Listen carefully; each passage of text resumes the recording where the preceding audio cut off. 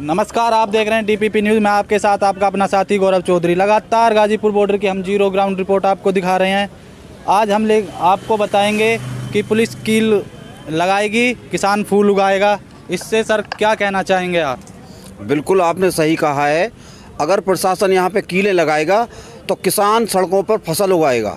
ये किसान का संकल्प है। और इसमें जो जो बाधाएं आ रही हैं, जो सरकार ये आडंबर ये सड़कों पर रच रही है, उसका सबका किसान अच्छी तरह से जवाब देना जानता है। वो यहाँ गन्ना भी उगाएगा और वो यहाँ गेहूँ भी करेगा। सरकार को भली भांति जान लेना चाहिए। आज इन्होंने कारपोरेट घराने को, बिल्डरों को ज़मीन में लाके खड़ा कर दिया है और जो किसान है उसको इन्होंने सड़क पे लाके खड़ा कर दिया है। अब किसान की मजबूरी है, अब वो कहाँ जाए? उसका घर यहाँ है, वो यहाँ रहा सड़क पे, तो वो फसल भी सड़क पे ही उगाएगा। तो किस किस की खेती करने का उन्होंने प्लान बनाया? राकेश टिकैत जी हमें खुद खेती करते हुए वहाँ पे दिखाई दिए। जो मिट्टी को समतल कर रहे थे वो टिकैत साहब थे। बिल्कुल, टिकैत साहब इसमें बड़ा उनका योगदान है। उन्होंने इस आंदोलन को खड़ा किया है और वो इसके शीर्ष नेतृत्व में सबसे बड़े लीडर हैं। टिकैत साहब जो कहेंगे उनकी सारी सेना वो ही करेगी। यहाँ गन्ना भी उगेगा, यहाँ धान भी उगेगा, सीजनल जितनी भी फसल होती हैं, यहाँ मक्का भी उगाई जाएगी। पानी की व्यवस्था कहाँ से की जाएगी सर? फिर पानी की तो समस्या है। पानी की तो समस्या, सरकार अपना पानी रोक दे, लेकिन किसान में इतना बल है, वो अपना इंतजाम उसने करना लिया। उसने अपने सब इंतजाम यहाँ कर लिए हैं और पानी भी वो जरूर अपना उपलब्ध यहाँ करा लेगा। लेकिन मैं घूम रहा था, यहाँ पे किसानों को हर एक सुविधा मिल रही है। जैसे वॉशिंग मशीन की, कपड़े धोने की व्यवस्था है।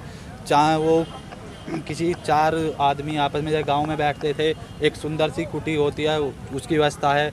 चाहे लंगर को लेकर ही देख लीजिए, बड़े बुजुर्ग जो थे वो सब्जी भी काट रहे थे। लेकिन ये दुख दर्द ये सब क्यों नहीं देख रही है सर? ये किसानों की एकता का मसला है। इसमें हर बिरादरी का किसान, ये कोई जाति विशेष आंदोलन नहीं है, ये जन आंदोलन है। और ये जन आंदोलन का रूप ले भी चुका है आंदोलन। इसमें हर व्यक्ति की बहुत बड़ी अहम भागीदारी है। तो सरकार को देख लेना चाहिए और उसको आंख खोलकर मीडिया के माध्यम से, सभी अपने नेताओं के माध्यम से उसे देखना चाहिए कि आखिर क्या मजबूरी है उनकी कि वो बिल वापसी क्यों नहीं कर रहे। क्या उन्होंने टाइड अप कर लिया है कारपोरेट से? इतना बड़ा किसान यहाँ इतना परेशान है, इतना बदहाल है, उसके बावजूद भी वो जरा भी किसान के बारे में एक स्टेटमेंट नहीं दे रहे हैं। अब तक किसान के साथ खेल हुआ, 10 दौर की बाढ़ था, वो सब एक ढोंग था। उनका किसान को भ्रमित करने का एक तरीका था, आंदोलन को तोड़ने का एक तरीका था। 10 दौर की वार्ता में क्या हुआ? अब हम जैसे दूध रखते हैं, दूध को हमने एक किसी बर्तन में रख दिया तो वो बार बार ऊपर आता है। हम उसमें थोड़े छींटे मार देते हैं तो वो नीचे चला जाता है। लेकिन वो जब तक परमानेंट बंद नहीं होता, जब तक हम उसके नीचे से लो नहीं हटाएंगे, जब तक उसकी नीचे की आग को नहीं बुझाएंगे। तो किसान के आग लगी हुई है, ये इनको ख़त्म करनी होगी। ये वार्ता से नहीं होगी।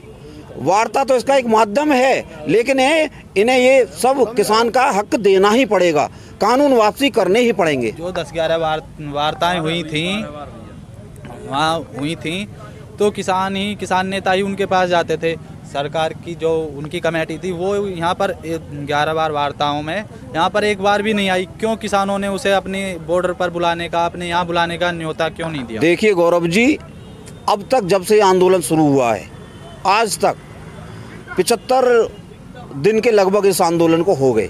75 दिन में आज तक भाजपा का एक भी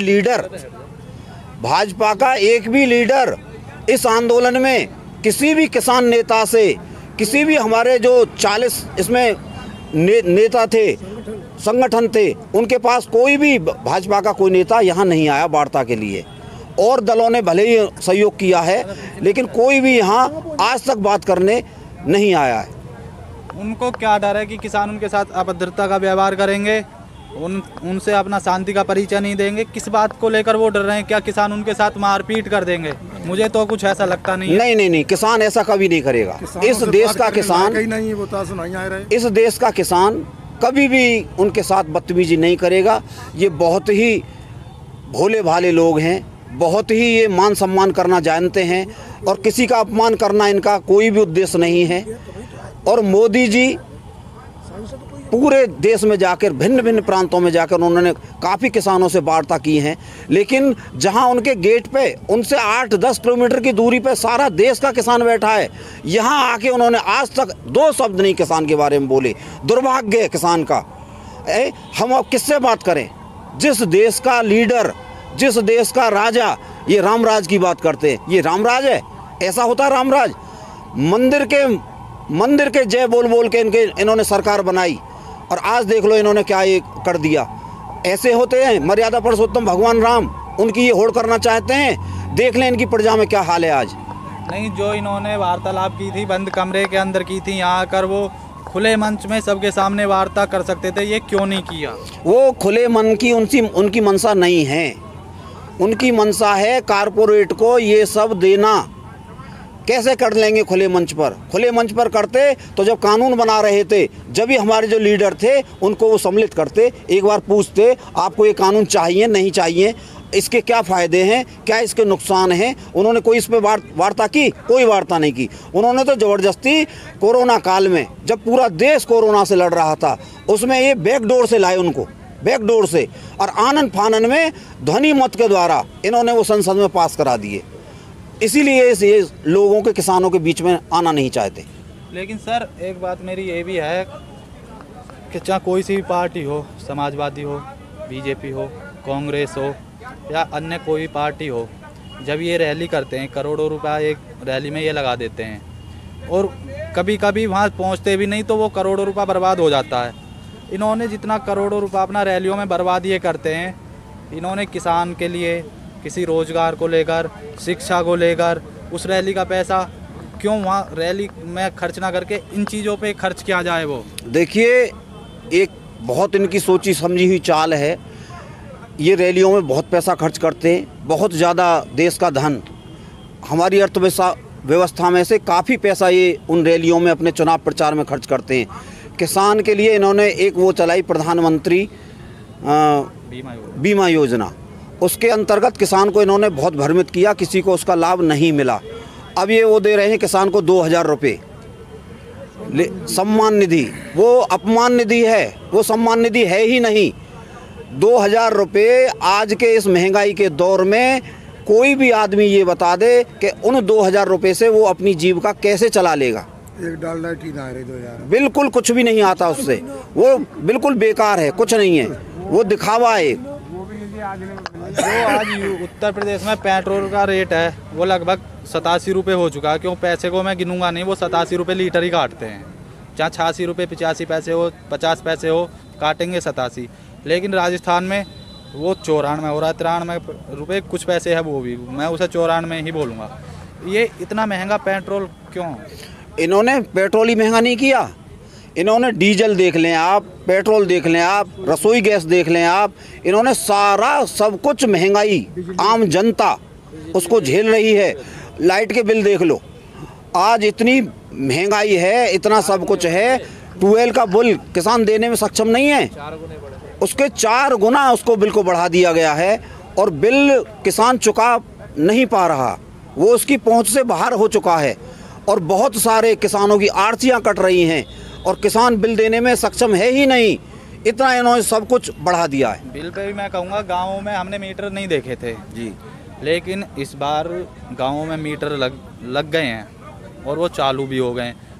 अब तो गाँवों में लगे, कुछ दिन बाद हमारी आपकी 12 पर भी लग जाएंगे वो मीटर जी।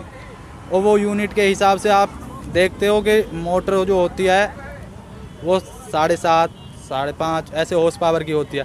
तो आप ये हिसाब लगा लीजिए कि क्या रुपए यूनिट, अगर 7 रुपये भी जाती है तो वो एक यूनिट तो एक चक्कर पे ही ले लेगी, तो बिल कितना हो जाएगा? 180 रुपये पर HP इन्होंने अब कर रखा है और 10 HP से नीचे इन्होंने किसी की वो नहीं कर रखी। 1800, 2000, 2200 रुपये तक का बिल है 12 का। 12 का बिल बहुत ज़्यादा बढ़ गया है।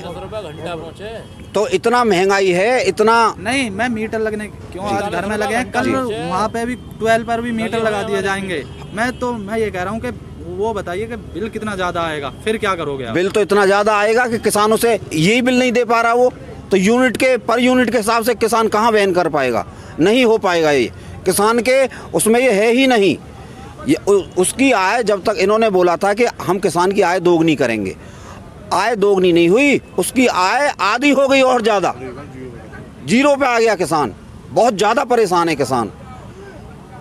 ये जो है आपका यूरिया जो है वो 50 किलो में से 45 किलो कर दिया गया। चोरी किया था 5 किलो यूरिया। चोरी? हाँ जी, चोरी कर लिया इन्होंने वो 5 किलो यूरिया। अमित शाह के उसमें खाते में जा रहा हो तो। हाँ जी, सही कहा। अमित शाह के खाते में जा रहा 5 किलो यूरिया किसान का। उन्हें बढ़ाना चाहिए था, लेकिन ना ही कम करना चाहिए था, क्यों? ये किसान है, उसमें से किसानों का तुम पैसा भी ज़्यादा ले रहे हो। मतलब 5 किलो यूरिया भी कम कर दिया, उसमें पैसे कम करते और 5 किलो यूरिया बढ़ाते तो किसान खुश होता। आपको अपना प्रचार करने की कोई ज़रूरत नहीं थी। उस पर कोई इन्होंने पैसे नहीं गिराए, यूरिया पे और ज़्यादा पैसे बढ़ा दिए हैं और 5 किलो उसमें से पर बैग इन्होंने और उसमें से निकाल लिया है, कम कर दिया उसकी क्वांटिटी को। ये नहीं बोल रहा सर जी। मैं 5 किलो यूरिया उसमें बढ़ाते, पैसे कम करते, प्रचार करने की कोई ज़रूरत नहीं। सरकार आपकी। हाँ बिल्कुल बिल्कुल सही बात है, जायज़ बात है आपकी। ये ऐसा क्यों नहीं करते? क्यों रैलियाँ करते हैं? वह अपनी प्रजा को खुश करो ना, काम करो, प्रजा आपको खुद वोट देगा। नहीं जी, प्रजा ने तो इन पे बहुत विश्वास किया था और वोट दिया भी। आप समूचे देश में देख लें, इनकी सरकार से बड़ी आज कोई पार्टी नहीं, इनकी पार्टी से बड़ी आज कोई सरकार नहीं है। इनकी पार्टी को हर जगह किसान ने, मजदूर ने, व्यापारी वर्ग ने, सभी ने इस पे विश्वास किया, लेकिन इन्होंने सबके साथ विश्वासघात किया। अपना सिस्टम इसने जानिया लगाया होगा तो नहीं। एक बात ये भी है, विपक्ष का सीधा सवाल सरकार से था कि ईवीएम घोटालेबाजी हो रही है, इस पे क्या कहना चाहेंगे? इस पे हम ये ना कहना चाहेंगे, जो हमारी पुरानी प्रणाली थी, हमारा जो बैलेट पेपर से चुनाव था, ये दोबारा उसको लागू करें। किसान को कानून तो ला सकते हैं ये रातों रात ध्वनि मत के द्वारा। वो आप पहला जैसा इलेक्शन कराइए ना, बैलेट पेपर से चुनाव कराओ, जब पता लगेगा इनको हम क्या हैं। ईवीएम में तो आज से उठ रहा है ये मुद्दा, शुरू से ही ये मुद्दे उठते आए। ईवीएम तो घोटाला है। अरे नेट इनके कब्जे में, हर चीज इनके कब्जे में, वो मशीन इनके कब्जे में, ये घोटालेबाज है। नहीं, यहाँ पे देखा गया है सिर्फ जियो का ही नेट चल रहा है, बाकी तो फिर? अदर कोई सा भी नेट नहीं चल रहा। हाँ, इन्होंने नेट बंद किए हुए सब, लेकिन जियो का ही क्यों चालू कर रखा है इन्होंने यहाँ पे? जियो तो इनका अपना वो है ना, कारपोरेट है इनका। नहीं इनका मोदी जी का, अमित शाह जी का है जियो। ये इनकी उनकी मिली भगत है सब कुछ। ये आपस में मिले हुए हैं, उन्हीं को ये खेती बाड़ी को सबको उन्हीं के हाथ में सौंपना चाहते हैं, इसलिए उनका नहीं काटते हैं। वो ही चला रहे हैं बस इस देश को। ये तो दिखावा है, पिछले दरवाजे से अब वो चोरी करेंगे।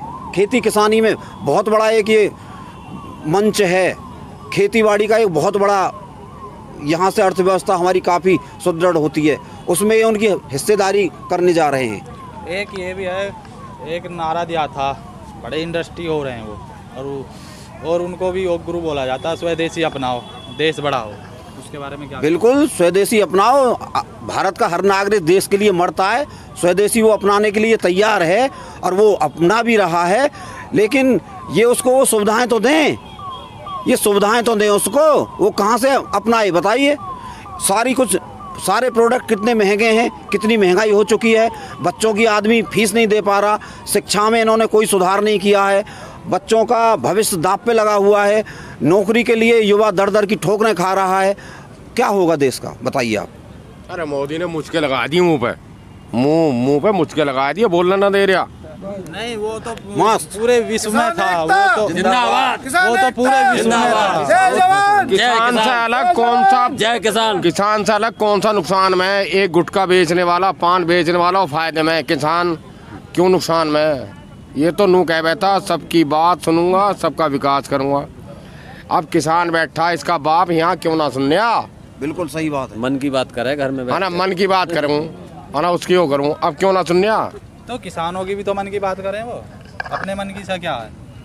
नहीं, किसानों अब कौन बैठा है? या किसान ही तो बैठे हैं। हाँ, मैं वही तो बोल रहा हूँ कि है नहीं? किसानों के मन की बात करें। तो अब क्यों ना आ रहे हैं यहाँ बात करने? हमने बनाया, हम गिराएंगे इसे, हम गिराएंगे इसे। नहीं, मैंने अभी तो किसान अपना हक मांग रहा है, आने वाले समय में किसान इनसे सत्ता भी मांगेगा और ये इनको जिस तरीके से आए थे इनको ये लौटानी पड़ेगी। ये ऐसे नहीं मानेंगे तो वोट की चोट से मानेंगे, इनको इस बार मानना ही पड़ेगा। ऐसा सही चले गया। बिल्कुल। और पहले इतने नहीं, इतने दिन में मैं आए। देखा था यहाँ पर एक चीज़ मुझे बहुत अच्छी लगी देखने में। मैं सोच रहा था कि ये किसान आंदोलन में इस चीज़ को शायद मैं देख नहीं पाता कभी, ना ही मैंने किसी आंदोलन में देखी। एक तो यहाँ पुस्तकालय, किसी आंदोलन में कितने ही बड़े आंदोलन हुए हमारे देश में, पुस्तकालय नहीं देखा था। दूसरी चीज़ ये कोरोना में बच्चों की जो पढ़ाई प्रभावित हुई है उसके लिए यहाँ पे क्लासेस दी जा रही हैं। जो ऑनलाइन क्लास दे रहे थे, स्कूल बंद थे, किसान आंदोलन में यहाँ उसकी सुविधा दी गई है सर। बिल्कुल दी गई है। यहाँ लोगों ने स्कूल खोले हुए हैं और वो निःशुल्क बच्चों को पढ़ा रहे हैं। उनको जानकारी है कि हमारे आने वाली नस्ल जो हैं उनका फ्यूचर जो है वो दांव पे लगा हुआ है। वो कहाँ पढ़ाएं बच्चों को, उनका सारा परिवार सब कुछ यहाँ बैठा है, वो यहाँ सड़क पे लिए बैठे हैं, बच्चों को पढ़ा रहे हैं। यहाँ लाइब्रेरी खोल रखी है लोगों ने, मेडिकल की बहुत सारी सुविधाएं यहाँ सब दे रहे हैं, खाने की बहुत अच्छी व्यवस्था है। ये क्या कर रहे हैं, नेट काटते हैं, बिजली काटते हैं, पानी काटते हैं, ये कील ठोकते हैं। और किसान यहाँ कील उखाड़ के ही जाएगा। टिकैत साहब का ये आदेश है। हर एक सिमाने पे भाजपा के लिए कील ठुकेगी और हर बूथ पे कील ठुकेगी, हर बूथ पे कील ठुकेगी, जैसे इन अब कीलें ठुकवाई हैं जब चुनाव होगा। बहुत बहुत धन्यवाद, आप हमसे जुड़े। हम आपको वो स्कूल भी दिखाएंगे जो किसान आंदोलन में लगातार चल रहा था। कोरोना से जो बच्चों की पढ़ाई प्रभावित हुई थी वो लगातार यहाँ पर जारी थी। देखिए आगे देखते रहिए DPP न्यूज़ गाजीपुर बोर्ड।